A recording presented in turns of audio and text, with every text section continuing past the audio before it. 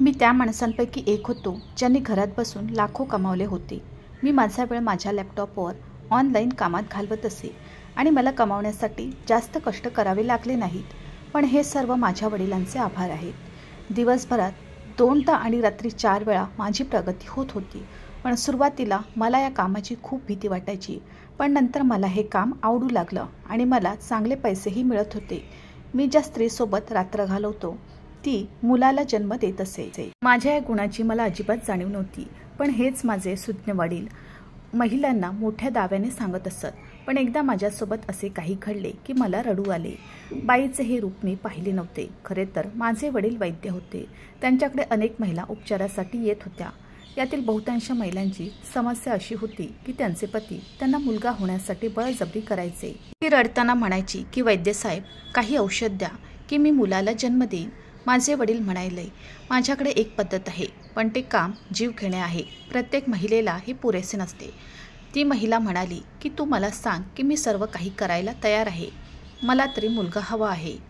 वडील म्हणाले की त्यासाठी तुला माझ्या मुलासोबत रात्र काढावी लागेल, कारण तो तिच्याशी संभोग करेल. त्या स्त्रीला नक्कीच मुलगा होईल आणि ही एक सशर्त प्रक्रिया आहे. माझ्या वडिलांनी पहिल्यांदाच एका महिलेला हा सल्ला दिला. त्यामुळे ती काही वेळ बोलू शकली नाही. मग ती म्हणाली, हे पाप आहे अशी ती म्हणाली. पण मुलगा होईल, त्याशिवाय तुम्हाला मुलगा होऊ शकत नाही. ती बाई आधी परत गेली. पण काही दिवसांनी ती रडतच आली. तिने सांगितले की माझ्या पतीने माझे आयुष्य नरक करून ठेवले आहे.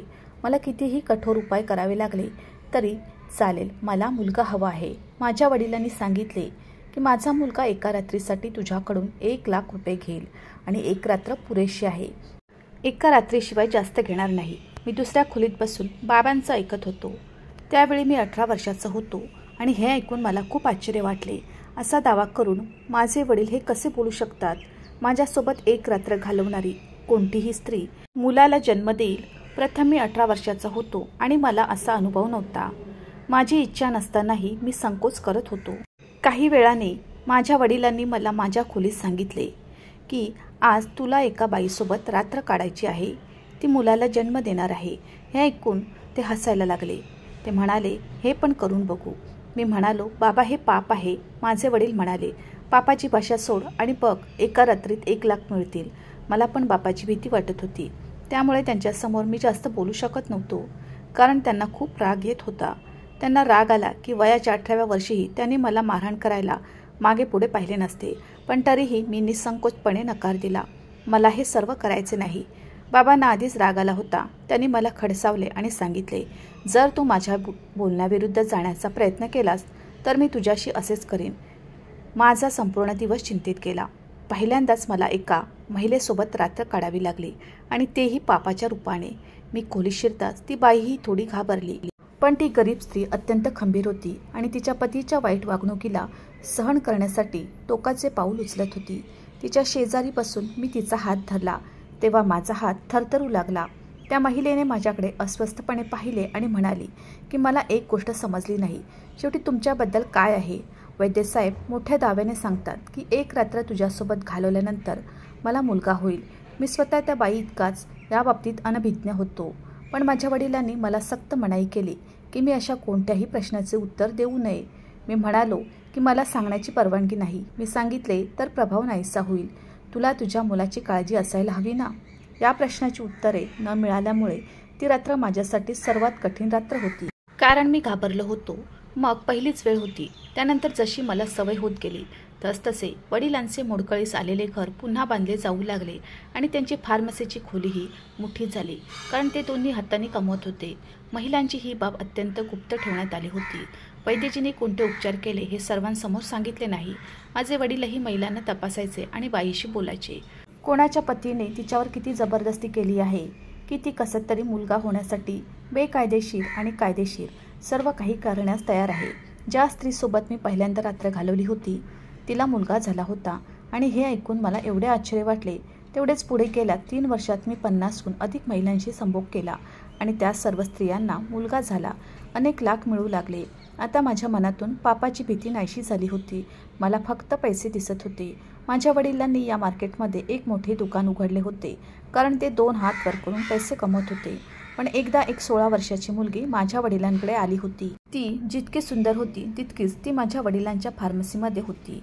मी त्यांच्याकडे पैसे मागायला गेलो, कारण माझे मित्र मला काही दिवसांसाठी परदेशात जाण्यास सांगत होते आणि मी माझ्या वडिलांनाही तेच सांगितले की मला त्यांच्यासोबत परदेशात फिरायला जायचे आहे. त्यावेळी माझ्या वडिलांनी मला परवानगी दिली आणि ते म्हणाले की मी तुला माझ्या कार्यालयात येण्यासाठी पैसे देतो. मी पैसे आणण्यासाठी माझ्या वडिलांच्या दुकानात गेलो आणि त्यांच्या खोलीत 16 वर्षाची सुंदर मुलगी पाहून माझे भान हरपले. म्हणजेच आजपर्यंत इतकी सुंदर मुलगी मी पाहिली नाही जेवढी ती होती. मला वाटले की ती दुसऱ्या काही उपचारासाठी आली असेल. मी माझ्या वडिलांना मला पैसे देण्यास सांगितले तर ते म्हणाले, आता थांब, फक्त 2च रुग्ण उरले आहेत, मी त्यांना पाहतो, मग मी तुला पैसे देईन. पण जेव्हा मी 16 वर्षाच्या मुलीला पाहिलं तेव्हा तिथून उठण्याचा माझा हेतू नव्हता. ती तिच्या हातात धरलेल्या टिश्यूने वारंवार घाम पुसत होती. तेव्हा तिची नजर माझ्यावर पडली. तिने तिची नजर चोरली आणि माझ्या वडिलांच्या जवळ गेली आणि म्हणाली की या मुलाला मला काय सांगायचे आहे. मी या मुलासमोर बोलू शकत नाही. ही मोठी लाजिरवाणी गोष्ट आहे. हे ऐकून मला आणखीनच उत्सुकता वाटली. त्यात कसली लाज आहे जे माझ्या वडिलांसमोर बोलू शकते पण माझ्यासमोर हे बोलू शकत नाही. असे या मुलीचे बोलणे ऐकून माझ्या वडिलांनी मला बाहेर जाण्यास सांगितले. माझा मूड अजिबात नव्हता की मी तिथून उठावे आणि बाहेर जावे, परंतु मी खोलीतून बाहेर पडलो. पण माझे मन या खोलीत अडकले होते. शेवटी ती माझ्या वडिलांशी काय बोलत आहे ज्यासाठी त्याने मला खोलीतून बाहेर काढले. काही वेळाने ती खोलीतून बाहेर आली तेव्हा ती रडत होती. टिश्यूने आपले अश्रू पुसणे. तिने क्लिनिक सोडले. ती माझ्या वडिलांची शेवटची रुग्ण होती. मी लगेच खोलीत गेलो. त्यावेळी वडील ड्रॉवर उघडून पैसे मोजत होते. मला पाहून त्यांनी पैसे टेबलावर ठेवले आणि पैसे मोजून म्हणाले, एकूण 1.5 लाख आहे. मी म्हणालो, हो बाबा, मला कधी जायचे आहे. वडील म्हणाले की ही मुलगी परवा येईल, तिलाही मुलगा हवा होता. हे ऐकून मला आश्चर्य वाटले. मी म्हणालो, बाबा, ही विवाहित मुलगी होती का. वडील म्हणाले, हो, त्यांना मूल होत नाही, नवरा खूप क्रूर आहे, त्यांना मुलगा हवा आहे. मी म्हणालो की ती खूप लहान आहे. माझे वडील म्हणाले, हो, ती 16 वर्षाची आहे, पण ती 14 वर्षाची असताना तिच्या पालकांनी तिचे लग्न केले. ती एकदा गरोदर राहिली होती, पण तितक्यात 3 महिन्यांनी अल्ट्रासाऊंड केले, त्यामुळे मुलगी असल्याचे कळले. आपल्याला फक्त मुलगा हवा आहे, अन्यथा गळा आवळून ठार मारेन असे सांगून पतीने मुलाला लगेच सोडून दिले. गरीब अनाथ म्हणूनच तिच्या मैत्रिणीच्या विनंतीवरून ती माझ्याकडे आली. मी म्हणालो, बाबा, तिच्याकडून पैसे घेणार का. बाबा म्हणाले की तिच्याकडे अनेक दागिने आहेत, त्यावेळी ती दागिने विकून पैसे आणेल. मी म्हणालो, बाबा, तिच्याकडून पैसे घेऊ नका, बिचारी खूप निरागस आणि तरुण आहे. मला सांगायला उशीर झाला की माझे वडील मला शिव्या देऊ लागले. म्हणाले की जास्त सहानुभूती दाखवायची गरज नाही, तू फक्त तुझे काम करत राहा. वडिलांचे बोलणे ऐकून मी निशब्द झालो होतो. शेवटी आजच्या आधी मी त्यांच्यासमोर तोंड वर करून बोललो नव्हतो जे आता बोललो. माझे मन त्या मुलीकडे होते आणि मी 1.5 लाख रुपये घेतले. पण आता मी माझ्या मित्रांसोबत जायच्या मनस्थितीत नव्हतो. पण माझ्या वडिलांनीही मला सांगितले की तू जा आणि माझ्याकडे इतके पैसे आहेत, थोडी मजा कर. पण हो, आदल्या रात्री तुला घरी पोहोचायचे आहे. हे ऐकून मला पूर्ण आधार मिळाला. मी 2 दिवस मजा करणार होतो. तिथे खूप मुली होत्या ज्यांनी माझ्या सौंदर्यावर त्यांचे मन हरवले होते. मलाही किती मुलींनी ग्रीन सिग्नल दिला, पण हे काम मी वडिलांच्या सांगण्यावरूनच करायचो. त्या दिवशी मी परत आलो तेव्हा त्या 16 वर्षाच्या मुलीने पुन्हा एकदा माझ्या संवेदनांचा ताबा घेतला. घरी आल्यावर वडील म्हणाले, तू तयार राहा, ती मुलगी काही वेळाने येईल. मी पण हसत हसत तयार झालो. आज मला एक विचित्र भावना का जाणवत होती. आजच्या आधी मला स्वतःमध्ये असे बदल कधीच जाणवले नव्हते. त्या मुलीला बघून जितकं वाटत होतं तितकंच मला कुठेतरी ती आवडली होती. पण तिचं लग्न झालंय असा विचार करून माझं मन अस्वस्थ झालं होतं. तरीही ती एक रात्र मला भेटायला येणार होती. तेव्हा मी तयार झालो. काही वेळाने ती मुलगीही घरात आली होती. ती तिच्या मैत्रिणीसोबत आली होती. तिच्या मैत्रिणीने तिला येथे सोडल्यावर ती परत गेली. ती अजूनही माझ्या वडिलांच्या फार्मसीमध्ये एकटीच बसली होती. आज पहिल्यांदा मी जरा घाबरत होतो. तर ती मुलगी खूप सुंदर होती. तिच्यासोबत मी हे पाप करावे असे माझे मन मला नको म्हणत होते, पण सक्ती करण्यात आली. मी पण खोलीत बसलो होतो. ती मुलगी जेव्हा माझ्या वडिलांसोबत खोलीत आली तेव्हा ती मान टेकवत होती. रडून तिचे डोळे सुजल्यासारखे वाटत होते. वडिलांनी तिला सोफ्यावर बसायला सांगितले, त्यामुळे ती लगेच एका बाजूला बसली. बाबांनी मला खोलीबाहेर बोलावले आणि मग ते म्हणाले, या मुलीशी एकापेक्षा जास्त वेळा जबरदस्ती करू नकोस. ते मला अजूनही सांगत होते की मी मुलीशी एकदा संबंध ठेवेन आणि त्यापेक्षा जास्त काही करू नकोस. मी खोलीत गेलो आणि ही मुलगी पाहिली जी साधेपणातही पूर्णपणे सर्वनाश झाली होती. मी तिच्याजवळ जाऊन बसलो. मी दात बंद करता तिने लगेच अंगावरचा ड्रेस काढायला सुरुवात केली, पण दुसऱ्या क्षणी मी मी ते थांबवले. ती आश्चर्याने माझ्या चेहऱ्याकडे बघत होती.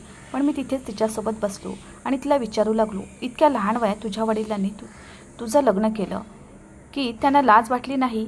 तर ती म्हणाली की ते लोकसुद्धा गरीब होते, सक्ती करण्यात आली. मग माझा नवरा श्रीमंत असेल तर मी दुसरं काय करणार?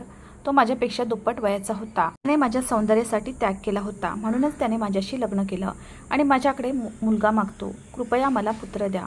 तिचं ऐकत मी जास्त उशीर केला नाही आणि तिच्याशी एकरूप झालो. या मुलीला समोर पाहिल्यानंतर जणू काही भावना लाज विसरलोच. मला फक्त आठवले की आज रात्री मला फक्त एकदाच तिला माझे बनवायचे आहे आणि मला आत्ता ही खोली सोडावी लागली होती. पण मी मागे वळून पाहिलं तर ती डोळे मिटून पडली होती आणि मला पुन्हा एकदा संबंध प्रस्थापित करण्याची इच्छा होऊ लागली. पुन्हा एकदा तिच्याशी संबंध. पण नंतर मला माझ्या वडिलांनी सांगितले होते की मी काय केले होते ते माझ्या हृदयासमोर होते. विचार केला की ते आजूबाजूला नव्हते, म्हणून मी पुन्हा एकदा या मुलीकडे गेलो आणि नंतर तिच्याशी संभोग करू लागलो. मला पाहिजे तोपर्यंत मी तिच्याशी संभोग केला. एका रात्रीत मी 4 वेळा तिच्याजवळ गेलो. ते मला कळलेच नाही. मी तिच्यासोबत बेडवर झोपलो. माझ्या आश्चर्याचा काही अंत नव्हता. या मुलीची अवस्था खूप वाईट होती. तिचे शरीर तापाने जळत होते. माझे वडील वरच्या मजल्यावरून दरवाजा वाजवत होते. मी लगेच उठलो आणि खोलीतून बाहेर आलो. बाबा माझ्याकडे रागाने बघत होते. ते म्हणाले, मी तुला काम संपवून रूमवर येण्यास सांगितले होते, मग रात्रभर का थांबलास? मी लगेच मान हलवली आणि म्हणालो, नाही बाबा, मी असे काही केले नाही. पण जेव्हा वडिलांनी या मुलीची अवस्था पाहिली तेव्हा दुसऱ्या क्षणी माझ्या तोंडावर जोरात चापट मारली गेली. ते म्हणाले, नीच, मनाई केली होती ना तुला काही ऊच नीच झाले असते तर देवाने तुला एवढी अक्कल दिली नाही का? या मुलीचा जीव गेला असता तर केस झाली असते आपल्यावर, मोठं प्रकरण झालं असतं. मला भीती वाटते. मात्र काही वेळाने मुलीची प्रकृती बरी झाल्याने माझ्या वडिलांच्या सांगण्यावरून मी तिच्या खोलीत खास दूध आणले होते आणि ती माझ्याकडे डोळे भरून पाहत होती. पण मी काय करणार? तिने माझे हृदय चोरले होते. असो, काही असो. काही वेळाने तिची तब्येत बरी झाली म्हणून तिकडे जायला निघताना ती खूप घाबरली. ती माझ्या वडिलांना म्हणाली की माझ्या पतीलाही याची माहिती नसावी. माझ्या पतीला मी इथे आल्याची बातमी मिळाली तर काय होईल माहीत नाही. माझे मन तिच्याकडे ओढले गेले. असे वाटत असतानाच ती पळून गेली होती. असे दिवस जात होते. हळूहळू मी या मुलीलाही विसरायला लागलो, कारण त्यानंतर खूप सुंदर मुली माझ्या आयुष्यात येऊ लागल्या होत्या. तेव्हा एक दिवस आमच्या घरी गेस्ट रूममध्ये एक मुलगी आली आणि ती आली आणि रडायला लागली. तुम्ही लोकांनी या निष्पाप मुलीचे आयुष्य उद्ध्वस्त केले.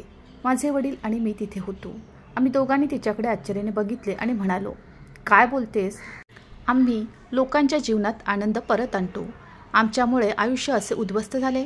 माझी तब्येत खराब होत आहे. काही वेळाने घरी परत येईन असे निमित्त सांगून घराबाहेर पडल्याचे तिने सांगितले.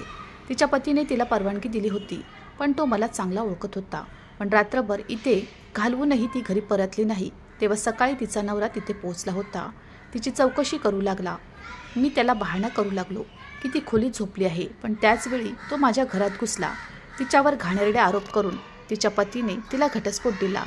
हे कोणीही ओळखू शकले असते. मला माझी चूक कळू लागली. तिथे माझ्या वडिलांनीही मला शिवीगाळ केली. मात्र या कामात आमचेही नाव होते. जे पैसे वडिलांनी या मुलीकडून घेतले होते त्याने अर्धे पैसे तिच्या मैत्रिणीला परत केले. मुलगी आधीच तिथून निघून गेली होती. पण माझ्या वडिलांनी माझा खूप अनादर केला. विचार करून मी वडिलांना म्हणालो की मला माझी चूक सुधारायची आहे. तुम्ही योग्य मानले तर मला या मुलीशी लग्न करायचे आहे. हे ऐकून वडिलांचे कपाळ रागाने भरून आले आणि म्हणाले, तुझे मन स्थिर आहे का? या घरात स्त्रीचे येणे म्हणजे आमचा व्यवसाय बंद करणे आहे. अधिक सहानुभूती व्यक्त करण्याची गरज नाही. त्यामुळे तुला हवे तसे घडू शकत नाही. तिच्या नशिबात कोणीतरी येईल. वडिलांच्या शब्दापुढे मी जाऊ शकलो नाही. पण ती मुलगी माझ्या संवेदनावर सावली होती. माझ्यामुळे तिचे आयुष्य उद्ध्वस्त झाले.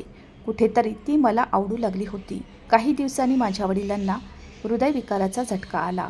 त्यांना वेळीच रुग्णालयात नेण्यात आले. मात्र रुग्णालयात पोहोचताच त्यांचा मृत्यू झाला. त्यांच्या निधनाने मी ज्यांना आई बनवले त्या जवळपास सर्वच महिला आल्या. माझ्या वडिलांच्या जाण्याने मला खूप वाईट वाटले. काही काळ लोक सांत्वन करायला येत राहिले. अनेक स्त्रिया येऊन मला हेच सांगायच्या जे आपण अशा स्त्रीकडून ऐकले आहे. ज्यांच्यासोबत तुम्ही वेळ घालवता ती फक्त मुलाला जन्म देते. आम्हालाही मुलगाच हवा होता, पण मी नकार दिला. नकार देण्याचे खरे कारण म्हणजे माझ्यात विशेष असे काही नव्हते, पण संपूर्ण परिपूर्णता बाबांनी दिलेल्या औषधामुळे होती, जी ते खास माझ्यासाठी बनवत असत. जी आयुर्वेदिक जडीबुटीवाली रेसिपी एवढी वरदानाची होती की मी जिच्याशी संभोग केला तिला मुलगा व्हायचा. पण आता माझ्या वडिलांच्या जाण्याने ती रेसिपी पुन्हा एकदा माझ्या हातून गेली होती. ती 16 वर्षाची मुलगी माझ्या मनात तिच्याशी संपर्क साधायचा होता, तर ती 16 वर्षाची मुलगी इतके महिने त्या वयस्कर माणसासोबत मोलकरणीसारखी राहत होती, ज्याने तिला सोडले होते. काळानुसार मित्रही बदलले होते. तिची अवस्था पाहिल्यावर मला तिचे वाईट वाटले. आधी मी जाऊन तिची माफी मागितली आणि मग लग्नाची ऑफर तिला दिली. माझ्याशी लग्न करण्यासाठी तिला पाठिंबा दिला. मी आयुष्यासारखा आनंदाने भरलेला होतो. मी त्या मुलीशी लग्न केले, जी माझ्या आयुष्यात निष्पाप होती. पुन्हा मी एकाही महिलेकडे पाहिले नाही. कदाचित संपूर्ण चमत्कार प्रिस्क्रिप्शनमुळे झाला असेल. लग्नानंतर माझ्या बायकोने पहिल्या मुलीला जन्म दिला आणि मग देवाने मला 3 मुलीनंतर मुलगा दिला. जेव्हा मी मुलींचा बाप झालो, तेव्हा माझ्या लक्षात आले की मी माझ्या वडिलांच्या सांगण्यावरून नकळत अनेक स्त्रियांशी व्यभिचार केला आहे. पैशाच्या लोभापायी मी खूप पुढे गेलो होतो. मी रडलो आणि साष्टांग दंडवत करत माझ्या प्रभूकडे क्षमा मागितली आणि पश्चाताप केला की मी असे चुकीचे काम पुन्हा करणार नाही. मित्रांनो, मला आशा आहे की तुम्हाला आमची कथा आवडली असेल. कथा आवडली असेल तर व्हिडिओला लाईक करा. चॅनलवर नवीन असाल तर चॅनलला सबस्क्राईब करा आणि हो, नोटिफिकेशन बटन दाबा, जेणेकरून तुम्हाला पुढील अपडेट सर्वात आधी मिळतील. तुमचा मौल्यवान वेळ कथा ऐकण्यासाठी दिल्याबद्दल धन्यवाद. पुन्हा भेटू अशाच एका नवीन कथेसोबत.